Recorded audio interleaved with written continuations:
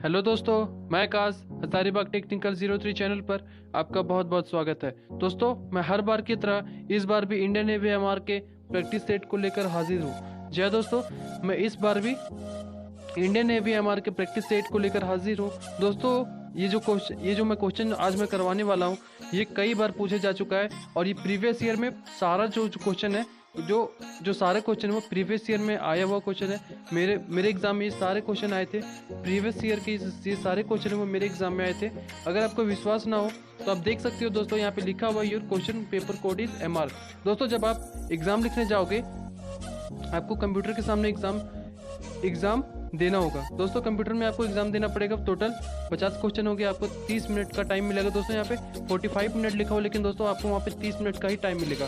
30 minute में आपको 50 question solve करने होंगे। दोस्तों, यहाँ पे कुछ इंस्ट्रक्शन दिए हुए हैं कैंडिडेट के लिए। अगर आप कमेंट करके बताओगे तो मैं इस इंस्ट्रक्शन को पढ़कर अगले वीडियो में मैं आपको बता दूंगा क्या क्या इंस्ट्रक्शन आपको फॉलो करना है और क्या क्या नहीं फॉलो करना है। चलिए दोस्तों, आगे की बात कर लेते हैं क्वेश्चंस के बारे में।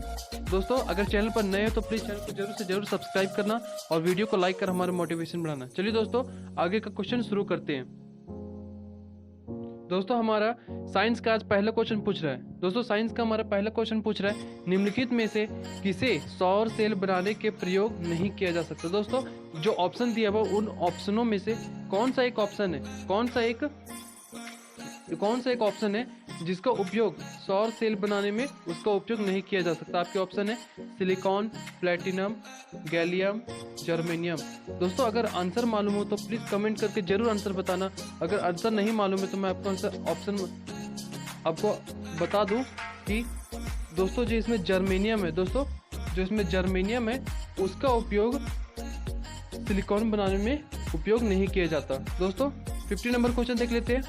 ध्वनि की प्रबलता और गहराई निर्भर करती है। दोस्तों, जो ध्वनि की प्रबलता और गहराई होती है, जो आप बोलते हो उसकी जो प्रबलता होती है और जो उसकी गहराई होती है वो किस पर निर्भर करती है। आपके ऑप्शन है धातु के तार के इस्तेमाल पर, ध्वनि तरंग के आयाम पर, कंपनशील वस्तु के क्षेत्र पर, उपयुक्त सभी। दोस्तों, अगर आंसर मालूम हो तो कमेंट करके जरूर आंसर बताना और आंसर नहीं मालूम है तो मैं आपको ऑप्शन आंसर बता दूं कि ध्वनि तरंग के आयाम पर। दोस्तों, ध्वनि तरंग जो है, ध्वनि तरंग का जो आयाम होता है उस पर किसी भी ध्वनि की प्रबलता और गहराई निर्भर करती है। 60 नंबर क्वेश्चन पूछा जा रहा है। दोस्तों, विद्युत आवेश का एसआई मात्रक क्या है। दोस्तों, आपसे क्वेश्चन पूछा जा रहा है कि विद्युत आवेश का एसआई मात्रक क्या है। आपके ऑप्शन है वाल्ट, एम्पियर, कूलाम, टेस्ला। दोस्तों, आंसर मालूम है तो कमेंट करके जरूर बताना।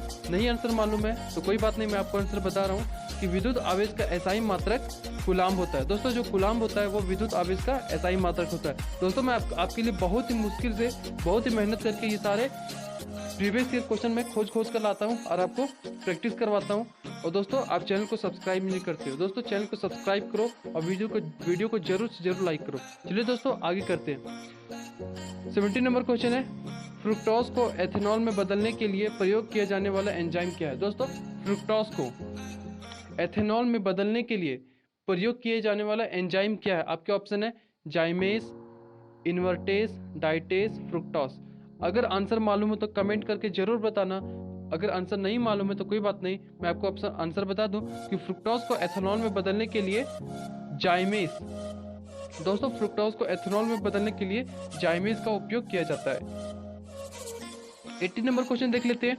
इनमें से वेग का माप कौन है। दोस्तों, इनमें से वेग का माप कौन है। आपके ऑप्शन है 30 सेकेंड, 30 साउथ, 30 मीटर पर सेकेंड, 30 मीटर पर सेकेंड साउथ। दोस्तों, इसका सही आंसर हो जाएगा 30 मीटर पर सेकेंड। दोस्तों, आपको पता होगा कि किसी भी वेग का, स्पीड का एसआई मात्रक होता है मीटर पर सेकेंड। तो दोस्तों, हमारे यहाँ से सही आंसर हो जाएगा 30 मीटर पर सेकेंड। दोस्तों, अगर हमसे कोई गलती हो रही हो तो प्लीज माफ करना और उसका जो सही आंसर हो वो मेरे को कमेंट में जरूर बताना। 90 नंबर क्वेश्चन बता देता हूँ दोस्तों। थर्मस बोतल जिसमें कॉफी रखी हुई है। दोस्तों, एक थर्मस का बोतल है, आपको सोचना है एक थर्मस का बोतल है जिसमें कॉफी रखा हुआ है, को पूरी तेजी से हिलाया जाता है। थर्मस बोतल में कॉफी भरा हुआ और उसे तेजी से हिलाया जाता है। हिलाने के बाद दोस्तों, यदि कॉफी को एक प्रणाली माना जाए तो कॉफी का तापमान क्या होगा। दोस्तों, थर्मस का बोतल है, उसमें कॉफी को डाल दिया गया है और उसको थर्मस के बोतल को हिलाया जाता है। दोस्तों आप ही फील करो, थर्मस के बोतल में अगर कॉफी को डाल के हिलाया जाए तो क्या उसका तापमान बढ़ जाएगा या उसका तापमान घट जाएगा? दोस्तों ये पूरी तरह से गलत है। थर्मस का जो बोतल है उसमें अगर कॉफी डाल दिया जाए और उसे हिलाया जाए तो उसका तापमान में कोई भी परिवर्तन नहीं आएगा। दोस्तों आपने अगर 6 से 7 क्लास में अगर आपने ये पढ़ा होगा कि थर्मस के बोतल को इसलिए यूज किया जाता है क्योंकि उसमें कोई भी पेय पदार्थ डाला जाए तो उसका जो तापमान होता है, टेम्परेचर होता है, वो पूरी तरह से सेफ रहता है, ना वो बढ़ता है ना घटता है, ना वो ठंडा होता है ना गर्म रहता है। तो दोस्तों इसलिए थर्मस को बोतल को इस्तेमाल किया जाता है। तो दोस्तों हमारे यहाँ से सही आंसर हो जाएगा पहले जैसा रहेगा। 20 नंबर क्वेश्चन है, चंद्रमा पृथ्वी के चारों ओर परिक्रमा करता है क्योंकि पृथ्वी चंद्रमा का प्रकोष्ठित बल डालती है। क्या पृथ्वी चंद्रमा पर कोई कार्य करती है? दोस्तों आप ही सोचो, आप जमीन में चल रहे हो या तो फिर बैठे हो, तो दोस्तों आप किसकी वजह से बैठे हो? गुरुत्वाकर्षण बल पे, प्रकोष्ठित बल के कारण बैठे हो। दोस्तों अगर आप ही सोचो कि जो पृथ्वी के पास जो गुरुत्वाकर्षण बल है, इसके पास पृथ्वी के पास इतना ज्यादा गुरुत्वाकर्षण बल है कि वो चंद्रमा को अपनी ओर खींच के रखी है। दोस्तों आप ही सोचो, अगर गुरुत्वाकर्षण बल खत्म हो जाए पृथ्वी से तो दोस्तों चंद्रमा के पृथ्वी की ओर आकर्षित होगी या दूर भाग जाएगी? तो दोस्तों इसका सही आंसर होगा जो चंद्रमा है वो दूर भाग जाएगी क्योंकि वो पृथ्वी के गुरुत्वाकर्षण बल के कारण ही पृथ्वी के सामने टिकी हुई है। तो दोस्तों हमारा सही आंसर हो जाएगा हाँ हमेशा। दोस्तों पृथ्वी का जो गुरुत्वाकर्षण बल है वो चंद्रमा पर हमेशा कार्य करता है। 21 नंबर क्वेश्चन है, पृथ्वी के गुरुत्वाकर्षण बल के विपरीत दिशा में चलने वाली एक वस्तु खालिस्तान का कार्य करती है। दोस्तों पृथ्वी में जो गुरुत्वाकर्षण बल स्थित है उसके विपरीत दिशा में, उसके उल्टे दिशा में, दोस्तों अगर गुरुत्वाकर्षण बल पूर्व की ओर से लग रहा है तो वो वस्तु पश्चिम की ओर जाएगी। तो दोस्तों पूरा उल्टा दिशा में कार्य करता है। तो वो आपका ऑप्शन क्वेश्चन है कि पृथ्वी के गुरुत्वाकर्षण बल के विपरीत दिशा में चलने वाली एक वस्तु खालिस्तान का कार्य करती है। इन ऑप्शन में से कौन सा एक वस्तु है जो पृथ्वी के गुरुत्वाकर्षण बल के विपरीत कार्य करती है? आपके ऑप्शन है त्वरित गति, स्थिर वेग वाला गति, दोलन, मंदित गति। दोस्तों मैं सच बताऊं तो इसका आंसर मेरे को नहीं मालूम है। मैं आपको गलत बताना नहीं चाहता, गलत बताकर मेरे को कोई फायदा नहीं होने वाला, उल्टा आप ही को नुकसान होने वाला है। दोस्तों इसका आंसर मेरे को नहीं मालूम है। अगर आपको आंसर मालूम है तो कमेंट करके जरूर बताना, मैं इसे सीखने की कोशिश करूंगा। अगर आपको आंसर मालूम है तो कमेंट में जरूर बताना।